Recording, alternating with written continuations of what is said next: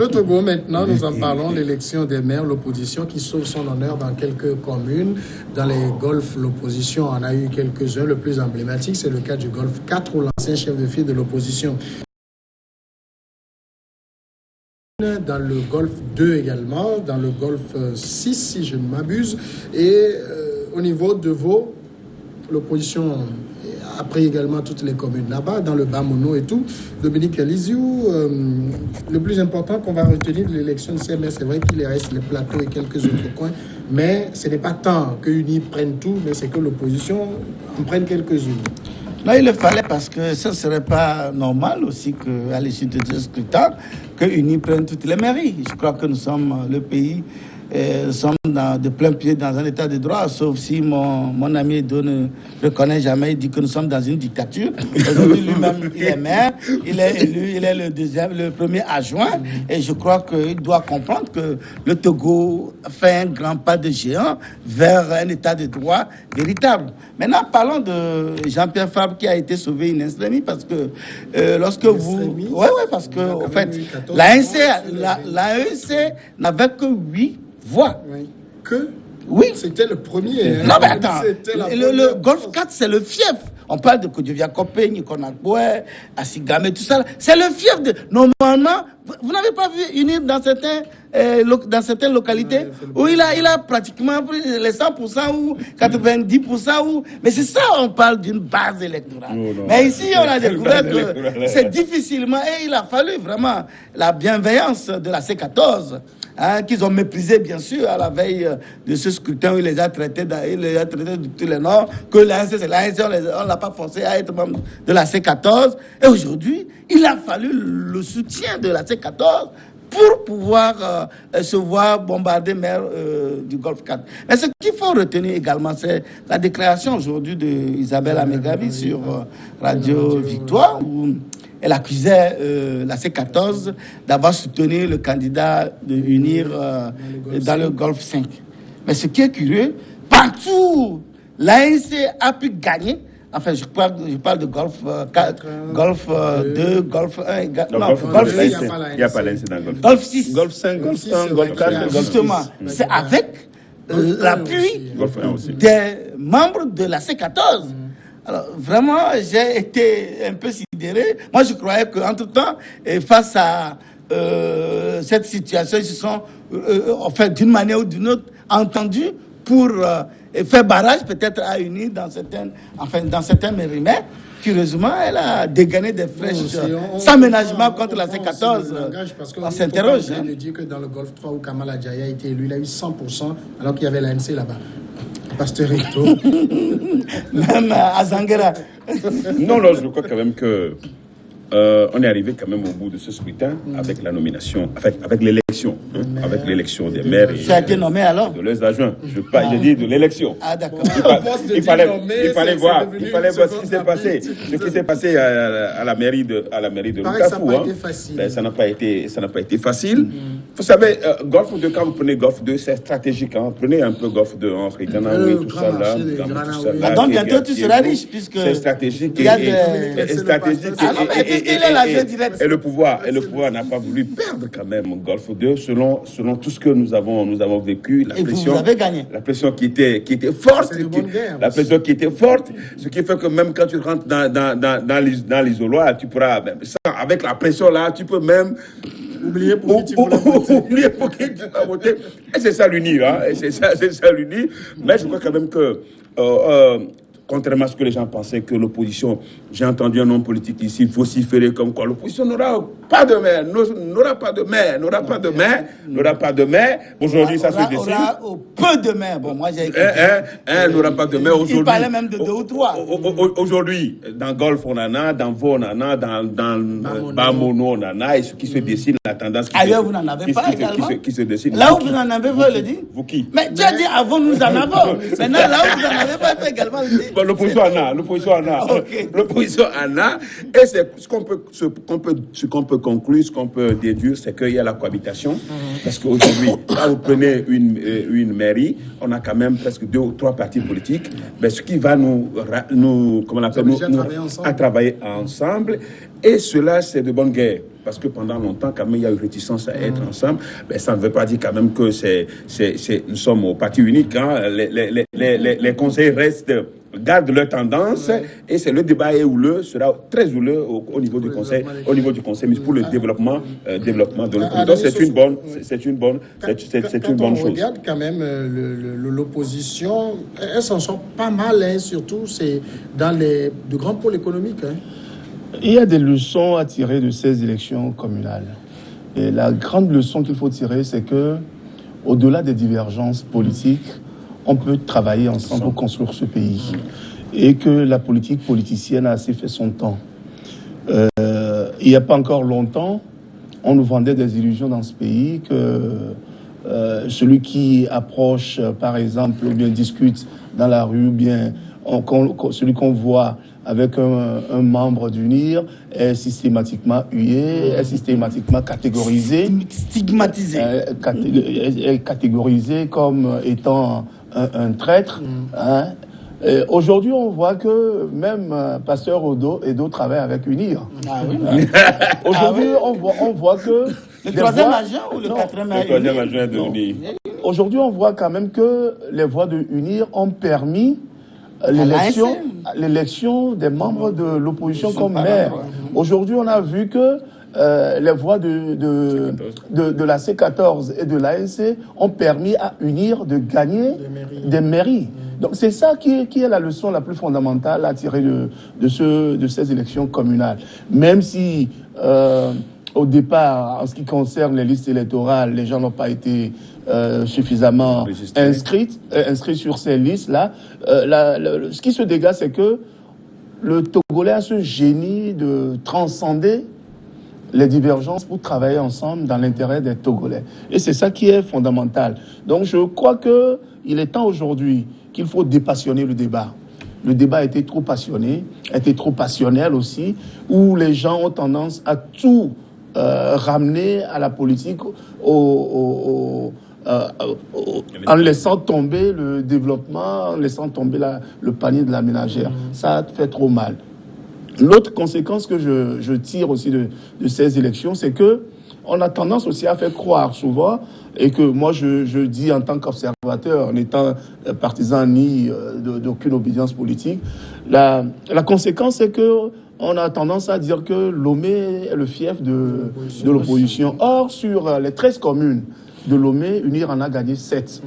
Et ce n'est pas rien. La NC en a gagné 4. La C14, je crois, 1, et Bâtir aussi 1, je crois. Donc, ce qui fait 13. Donc, si UNIR arrive dans un bastion qui est qualifié de bastion de l'opposition à avoir 7 mairies, cela veut dire que l'opposition a du travail à faire avant 2020. Ça, c'est une certitude. L'autre certitude, c'est que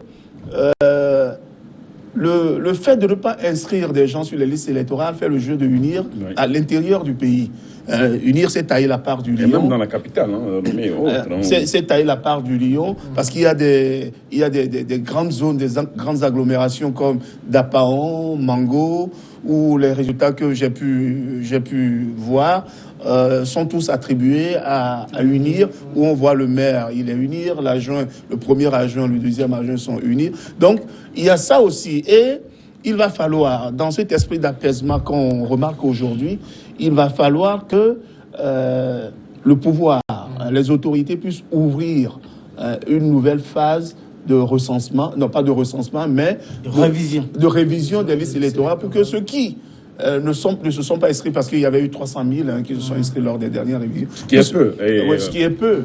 Que ceux qui ne se sont pas, ceux qui ne se sont pas inscrits puissent s'inscrire maintenant sur les listes électorales pour que le jeu soit beaucoup plus ouvert en 2020. Oui, j'allais dire que lorsque Anani parlait tantôt, j'ai vu mon ami Do gesticuler, il dit, mais enfin, si les gens ne se sont pas inscrits, tu accuses qui? J'aime pas sur ce plateau-là, tu viens dire aux gens, n'allez pas vous inscrire, n'allez pas à ce recensement. Mais alors, ils ont écouté ce que mais l'autre recensement. Mais ils ont écouté, ils ont pris acte. Pourquoi ne pas laisser. C'est que ils sont comme ils sont pas. Pourquoi faire tomber les machines en panne? Pourquoi ne pas. Pourquoi inscrire on leur avait dit une heure de temps de faire le recensement avec. On avait accordé 8 jours. Puis on a ajouté, je crois, 3 jours. C'était pour permettre vraiment à tous les Togolais d'aller s'inscrire. Et vous avez dit, pas question, boycottez cette inscription. Aujourd'hui, vous accusez qui? Aujourd'hui, accusez-vous, puisque pour la présidentielle à venir, c'est juste une révision. Et si une révision, le nombre de jours, peut-être 2 ou 3 jours, si vos militants pouvaient s'enregistrer, s'enrôler en ce moment, tant mieux. Au cas contraire, c'est la conséquence du recensement, du grand recensement en 2018 qui vous poursuit jusqu'à ce jour. Non, puisque c'était dit, ce recensement, c'était dit que ce recensement va couvrir l'élection législative, locale et présidentielle. Donc, normalement, il ne devait même pas avoir de révision. Donc, si on fait une révision, alors vous devez dire bravo. Des communes. On évoquait par Rideau que l'opposition a pris des communes. Quand on prend le Golfe 1, s'il me semble, c'est vers le port, c'est ça? Oui. C'est juteux là-bas. Non, le Golfe 1, c'est dans Baie. Dans l'ossature de Baie. Le port. Le port, c'est pas dans. Non, il y a une partie du port qui est dans Golfe 6. Je crois que c'est dans Golfe 1. Le port, je crois que c'est dans Golfe 6. Non, c'est un peu coupé. Même le 6, c'est l'opposition qui est là-bas. Oui, mais 6, c'est l'opposition. Marché de Hidranaoué. Non, mais c'est pas ce qui est important. Non, je voudrais juste revenir sur ce que Anani avait dit tout à l'heure. C'est le fait que l'UNI est arrivé dans la zone dite de fief de l'opposition. Ce n'est pas aussi exact. Avec une telle facilité, non, quelle facilité pour l'opposition, c'est d'infiltrer non, quelle facilité. Vous savez comment ça a eu lieu? Comment ça a eu lieu? Parce que non, prenez par exemple pour les législatives de 2000 combien déjà? Prenez par exemple l'UNI avait eu 2 députés à Lomé. Sur combien? En 2007. Ils avaient un. En 2016, c'était un. En 2013, ils avaient 2. Non. En fait, vous savez, le pouvoir sait comment faire le découpage électoral. Non, ça n'a rien à voir. Je dis, en 2007, c'était juste 5. Samuel, est-ce qu'on le pouvoir n'a eu que 1 et l'opposition 4. En 2013, c'est venu à 10. Et le pouvoir a eu 2. Donc, le découpage n'a aucun impact. Arrêtez de... Regardez par exemple pour les élections locales. Les élections locales où les forces de sécurité, en principe, devaient voter dans chaque commune. On les met dans une seule commune. Tout ce qui a été voté par les forces de sécurité sont allés à une seule personne. Il y a eu des associations qui ont dénoncé ça. L'opposition avait sa liste aussi, non? Vous croyez que les militaires ne vont pas voter pour l'opposition? Non, vous avez nous étions mal organisés. Même si les forces de sécurité devaient voter dans le camp, on devait créer des villages. Oui. C'est-à-dire dans chaque camp. Dans le camp. Bien sûr. Qui vous a dit ça? Bien sûr. Vous avez vu ça où? Oui. Maintenant, je vais t'expliquer. Non. À supposer. Non, je vais l'expliquer. Nous étions en aval de cette dénonciation pour appeler les forces de sécurité à voter dans leur commune. Moi, dans Golfe 2, tout ce qui est force de sécurité, dans Golfe 2, même au niveau de la série, il devait y avoir de bureaux de vote au niveau de pour que les gens puissent aller voter. C'est comme ça. Là, on comptabilise le voix dans ma commune. Mais quand on le fait, quand on prend tout et qu'on jette dans une seule commune, comme si... il n'y a pas de liste de l'opposition? Mais bien sûr. Dès lors que vous avez votre liste. Mais il n'y a pas de souci. Quelle liste tu appelles? Mais attends, vous avez votre liste, non? Oui, et tu comprends ce que je dis? Non, mais ça n'a aucun impact. Tu dis, j'aurais pu voter pour toi dans ta localité. Là-bas, là, ils ne peuvent pas voter. Tu n'as pas ta liste là-bas? Non, moi, je n'en ai pas. Mais les autres, l'opposition, là, c'est 14. Mais je n'en ai pas. La question, je pense que le sujet que soulève le passé était important. Mais très important. C'est que, si vous mettez, ils ont tous voté dans le Golfe 5. Oui. Or, on a Golfe 1, 2, 3, 4, 5, 6. Oui, d'accord. 7 même. Oui, bien sûr. S'ils vont tous dans le Golfe 5 pour voter, est-ce qu'on va amener toutes les tout listes ça là du Golfe dans une non. Et comptabiliser. On les comptabilise dans chaque commune. Il y a beaucoup d'associations qui avaient dénoncé. Oui, bien sûr. J'explique que même s'ils ont tous voté dans le Golfe 5, dans le Golfe 5, il y avait toutes les listes, notamment les listes de l'opposition et du pouvoir. Oui. Ce n'est pas que la liste du Golfe 5. Du Golfe 5. Alors que dans les autres communes. Mais ils vont voter pour eux. Non, ils vont voter pour le commun. Dans les autres communes, il y a des forces de l'ordre dans ces communes. Mais bien sûr qu'ils doivent voter dans la commune et voter. Ça, c'est un faux. Et ça a permis rapidement au. Bien sûr, à lui. Qui a dit que les militaires. De toute façon, ce que nous disons, comme on l'a déjà dit, il y a aussi l'abstention. L'abstention, par exemple, moi dans ma commune, sur 82 000 électeurs, et 20 et quelques mille. Il y a 20 000 électeurs. Et c'est le travail que tu as fait en amont, non? Quand tu as appelé les gens, quoi? on ne passe 500 000, c'est tout. Donc, ce qui fait que... Donc, il faut dire que j'ai fait un mauvais travail. Reconnais ça que tu as fait. Par rapport... Le professeur Woulou l'a dit. Il faut faire un bon diagnostic pour avoir une bonne solution. Vous faites de mauvais diagnostics pour avoir de mauvaises solutions. Mais je pense quand même qu'il faut maintenant dépasser ce débat. Parce que les élections locales sont derrière nous. Les enjeux qui nous attendent sont des enjeux les plus importants. Parce que tout est à refaire dans nos communes. En matière d'insalubrité, en matière de voirie, en matière d'électrification, en matière de santé, de l'eau, en matière de chômage des jeunes. Je crois que le débat sur ce qui a été fait ou pas fait, les locales sont derrière.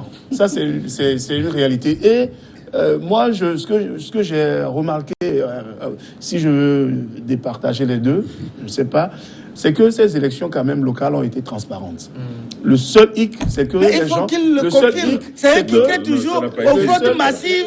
Et quoi que non, il a qu'à le dire. Le seul hic, c'est que les gens ne se sont pas inscrits suffisamment sur les listes électorales. Mais cette élection a été plus ou moins... Partout dans le monde, il n'y a aucune élection qui soit vraiment transparente. Parfaite. Ça, c'est une réalité. Donc, moi, ce que je voulais dire, c'est qu'il faut dépasser maintenant ce débat de élections, de militaires, d'associations, etc., pour faire face maintenant aux enjeux de l'heure. Aujourd'hui, avec les lois sur la décentralisation, les communes n'ont absolument rien. Je ne sais même pas si vous avez déjà un siège ou pas, un bureau ou pas, mais vous n'avez encore... Beaucoup de communes en Europe, nous, heureusement que nous avons quand même une mairie à Nkafou, là où on va siéger pour le moment.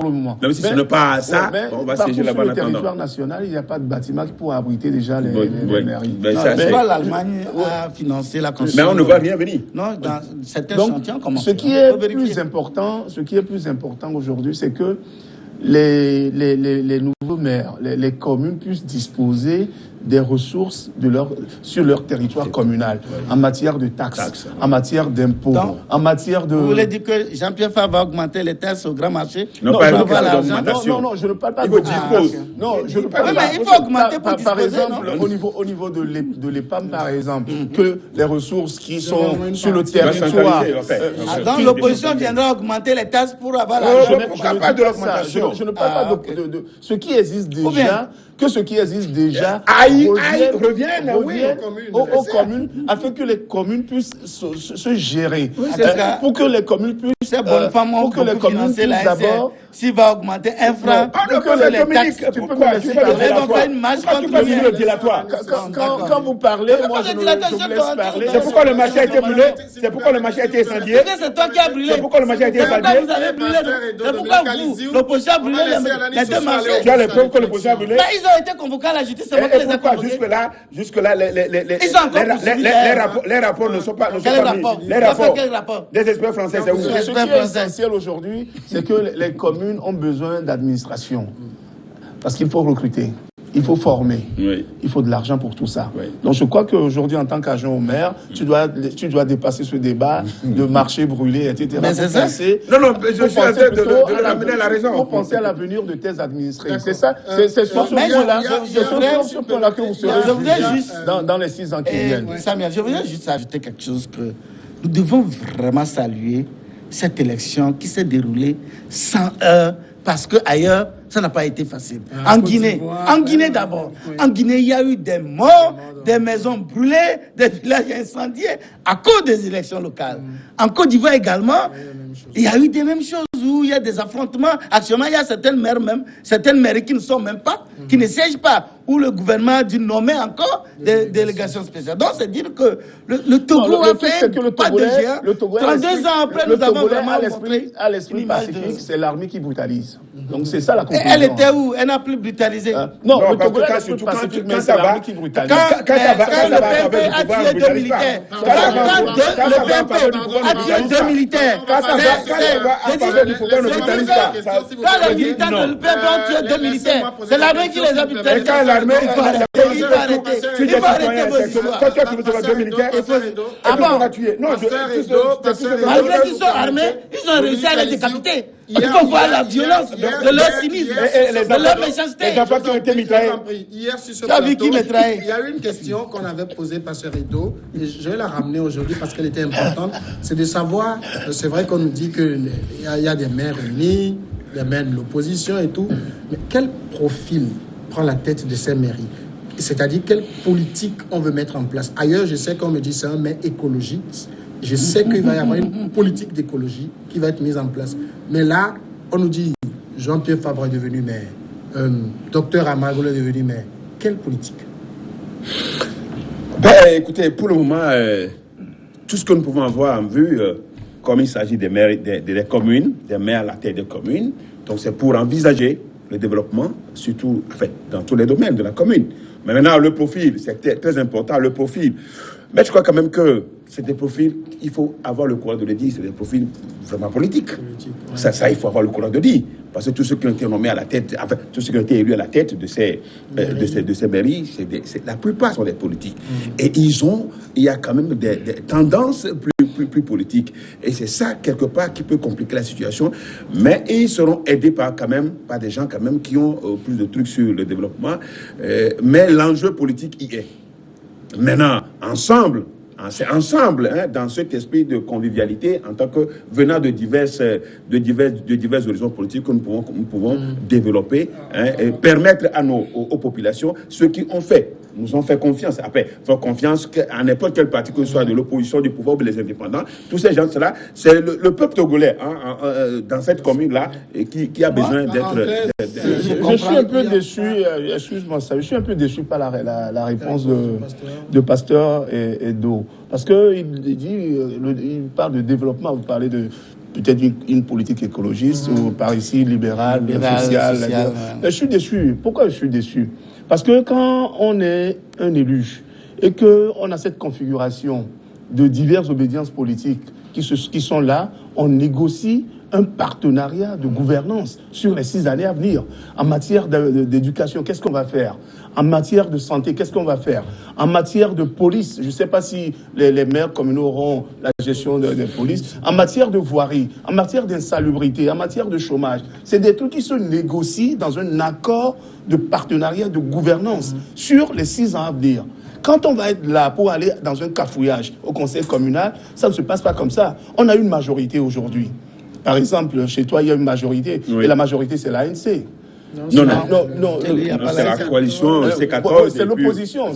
C'est l'opposition. Oui. Et après, il y a UNIR qui est aussi là. Il faut négocier sur les divers aspects de la vie de votre commune. Il faut négocier là-dessus pour dire, voilà, on a trouvé un accord de gouvernance. Et sur la base de cet accord-là, vous savez que sur les 6 ans, voici ce qu'on peut faire, ce qu'on ne peut pas faire. Non, mais quand vous partez pour dire que vous allez développer, ça va partir excusez-moi, le terme, ça va partir en couille, et que finalement, vous n'allez jamais trouver un compromis sur, par exemple, l'insalubrité, quel budget accorder, par exemple, au niveau de l'école, au niveau de la voirie, de l'électrification, quel budget accorder. Vous n'allez jamais vous entendre. L'essentiel aujourd'hui, c'est de négocier un partenariat dès le départ, et ce partenariat-là doit s'étendre sur les 6 ans. Moi, je crois que... Il n'y a pas de vrai programme, de vrai profil. Il n'y en a pas. Ce n'est pas évident. Et puis aussi, est-ce que les communes ont le pouvoir de gestion de leur commune exclusive? Non, c'est l'État, le pouvoir central, qui gère, qui a sa politique pour tout le pays. Maintenant, au niveau des communes, supposer que tu es un libéral. Quel impact tu peux... Quand une mairie va négocier des partenariats, je crois que ça ne peut pas... Ton obédience politique peut avoir dans ta commune. Mais par contre, il y a des choses que les maires doivent gérer, notamment la salubrité publique, l'électrification, les écoles, même les écoles. Les écoles, peut-être, l'entretien, c'est l'État qui construit les écoles. Donc peut-être la mairie aussi. C'est justement là où tu n'as pas compris ce qu'on appelle une commune. Une commune, c'est de la décentralisation. Oui. Et la décentralisation, ça sous-tend quoi? Ça sous-tend que une délégation de pouvoir et que la commune puisse prendre en charge tout ce qui a trait, comme je l'ai cité tout à l'heure, à l'insalubrité, tout ce qui a trait à la voirie, c'est la commune. Avec la négociation. Et négocier avec des partenaires. La politique sociale, quand tu es là, par exemple, pour dire, ça c'est une aberration qui est grave, pour dire que c'est l'État qui va contrôler les mairies. Non, je dis c'est l'État qui a la politique de la gestion du pays, tout entier. De manière générale. Je reviens à sa question. Sa question, il veut dire, de manière générale. un parti libéral, un parti socialiste, un parti des Verts. Maintenant, dans sa commune, ça forcément dépendre du budget de l'État. Par exemple, dépend du budget de l'État. Si dans une commune, ils arrivent à trouver un accord de gouvernance sur 6 ans et que cet accord-là tend vers le libéralisme, mais pourquoi pas? Parce que ce sont des gens qui ont été élus par les représentants de la commune pour gérer. Alors qu'il y a plusieurs tendances dans cette commune. Normalement, dans la commune, on laisse tomber, on enlève leur de tendance pour penser au développement de la commune. Je dis, dans la commune, comme il y a plusieurs obédiences, ils laissent leur manteau politique et penser exclusivement au développement de la commune. J'ai un PDF, la loi sur la décentralisation, je vais te le forwarder pour que tu lises. Je crois que tu ne sais pas encore ce qu'on appelle commune. Mais malheureusement, toi, si tu ne comprends pas que ce n'est pas dans une commune qu'on peut décider que ceci ou bien de cela.